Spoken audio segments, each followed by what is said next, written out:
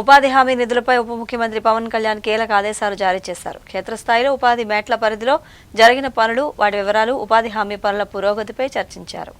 ఉపాధి హామీ నిధులపై ఉప ముఖ్యమంత్రి పవన్ కళ్యాణ్ కీలక ఆదేశాలు జారీ చేశారు. ఉపాధి హామీ పథకంలో నిధుల వినియోగం, సోషల్ ఆడిట్ నిర్వహణపై గురువారం పవన్ సమీక్షించారు. ఉపాధి హామీ పథకం సోషల్ ఆడిట్ అధికారులతో 2.5 గంటల పాటు సమీక్ష నిర్వహించారు. ఉపాధి హామీ పథకం నిధులను సద్వినియోగం చేసుకోవాలని సూచించారు.